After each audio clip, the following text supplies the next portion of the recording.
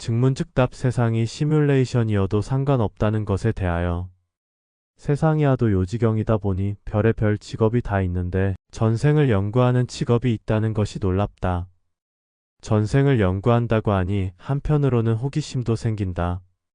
아마도 전생의 카르마를 해결해주는 기복적인 차원에서의 연구이며 수행자가 가는 깨침과는 다소 거리가 있는 것 같다. 즉, 전생을 연구한다고 함은 상대방과의 대화를 근거로 하거나 직관적으로 느껴지는 아우라를 통하여 드러나는 환영을 보고 그 사람의 전생을 유추하여 말하는 것 같다. 전생 연구를 무속적으로 보면 윤회에 들지 못하고 떠도는 영혼과의 직접적인 접촉일 수도 있겠으며, 영혼과의 접촉은 상대방의 여러 번의 거친 전생을 보는 것보다는 특정 사건에 한정되는 것으로 보인다. 즉, 전생을 연구한다는 것은 연구자 자신의 직관을 통하여 상대방에게 여러 가지 전생을 들려줌으로써 괴로움에서 벗어나서 보다 나은 삶을 살아가게 하는 긍정적 메신저 역할을 한다고 보면 적당한 것 같다. 또한 전생 연구가가 말하는 전생의 정확도는 확인되지 않으며 그 누구도 알 수 없기에 무조건 받아들일 수밖에 없는 구조로 되어 있다. 수행자가 보는 전생 연구가에 대한 견해는 전생이 있다는 것을 아는 것만으로도 대단한 일이며, 상대방의 전생까지도 유추하는 능력이 있다면 남과 달리 선정과 선업을 많이 쌓은 것으로 보인다. 전생 연구가의 말이 사실이냐 아니냐 혹은 맞고 틀리고를 떠나 상대방의 전생을 봐준다는 일은 실로 고된 직업이며, 상대방은 믿음의 단계에 이르렀기에 존경도 받을 것이다. 그러면 전생을 본다는 것에 대해 한번 짚어보고 가자. 수행이 깊어지면 안 보이던 것이 보이게 되는데, 그 이유는 선정을 통하여 자신의 의식의 경계를 넘게 되면 지혜와 직관이 급속도로 발전하게 되는데, 이때 가장 대표적으로 드러나는 것이 자신의 전생이 보이는 것이다.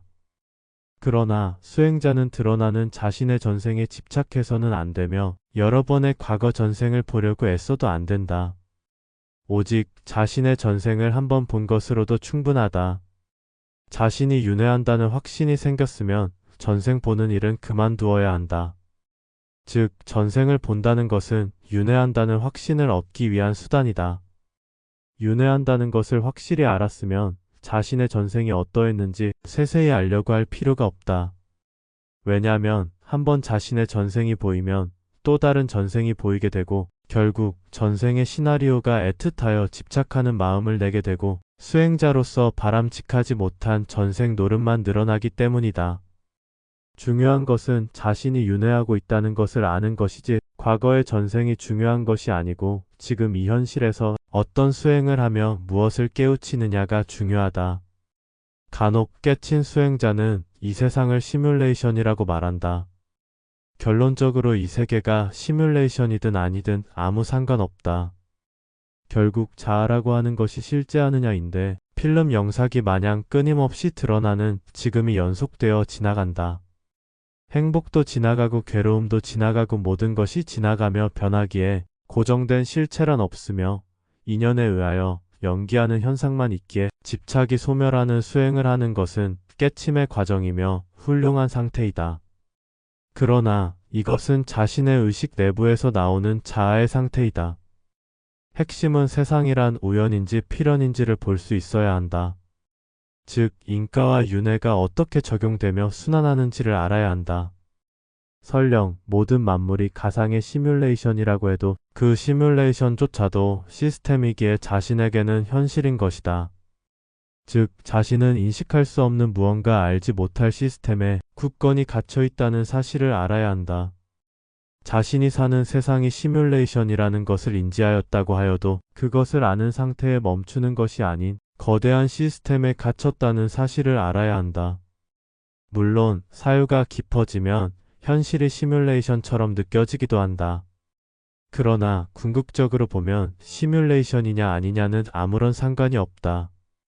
자신이 생생한 현실 속에서 거대한 시스템에 갇혀 인과에 얽힌 윤회를 계속하고 있음을 자각하는 것이 중요하다.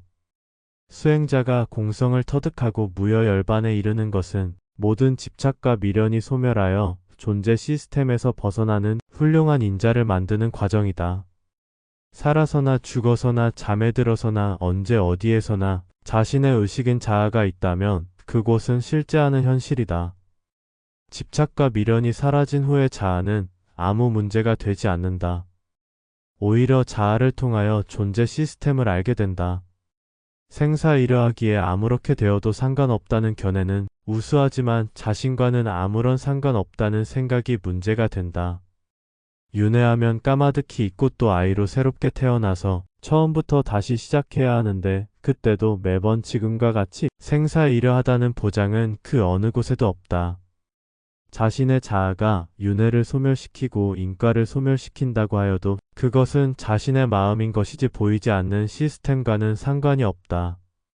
물론 인과에 따른 변화는 있지만 윤회를 거스를 정도는 아니다. 인간으로의 윤회를 벗어나려면 시스템의 규칙을 알아야 하며 그 규칙에 맞는 삶을 살아가다가 마침내 때가 돼야 한다. 그래서 존재 시스템을 알아야 한다고 주장하는 것이다. 존재 시스템의 네 가지 큰 기둥은 인과법칙과 윤회법칙과 지구 정원 배터리와 창조의 시나리오이다. 그중 윤회부터 자신이 직접 의심하여 탐구하고 밝혀야 한다. 밝은 지혜와 깊은 직관조차도 시스템을 알기 위한 수단이다.